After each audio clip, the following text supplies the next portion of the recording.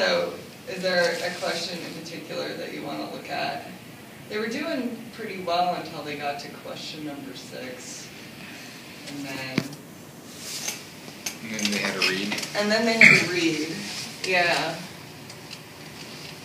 And I think I went over this with every class afterward.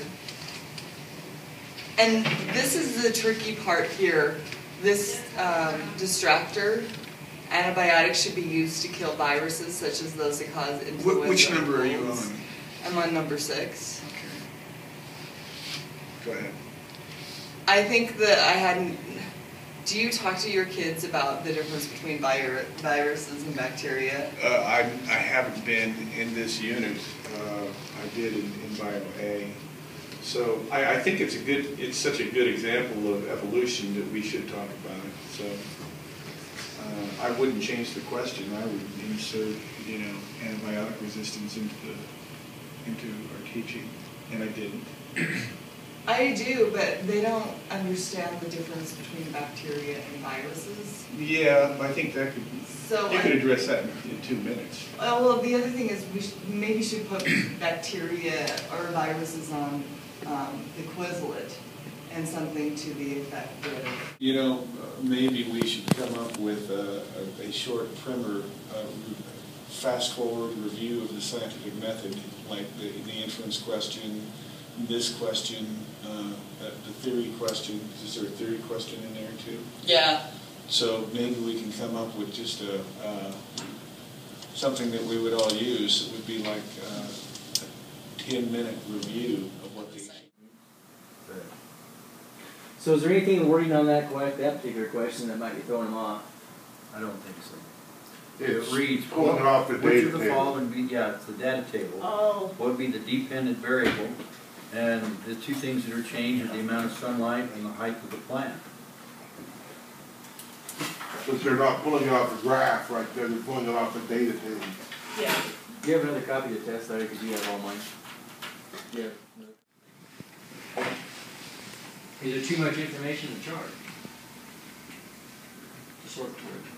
Well, I think when we talked about that, we did discuss maybe having too much information, but the thing that we had discussed was giving them, make them stop and think, which ones are constant and which ones are not. Yeah. I'm wondering. Have things that aren't changing. And then if we took the data tables and had them graph that data table, so they had to find it to put it on a graph, because they're starting to get graphing independent and dependent, they're starting to do that very well. Right. So if we had them pull it from a data table to graph it, maybe it'd start to make some of those connections.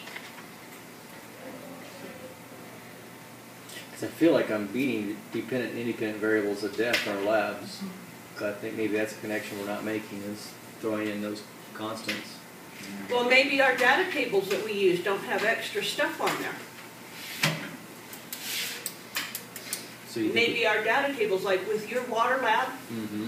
should the water be constant as far as temperature? Yeah, should be. It should be, because they're in four, they're sitting in the same containers. One's not sitting in a window. Right. They should probably see that water is consistent every day when they, Yep, that we won't get on that. 17 or some kinds of questions? So that'd be what, 12 and 14. They're the next two major guys. So again, independent variable. Independent, independent again.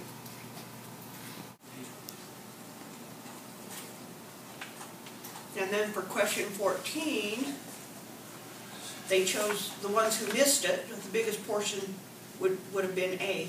Yes, and That's backwards again. And then question 25, my students chose D in biology. 25. 4 of them chose A. Mine was a crapshoot. It's all Mine was too. A and D at 31%. A, B, and D. It was kind of, D was the most A missed. and D. Yep, my Earth systems, or my 8th grader, same thing.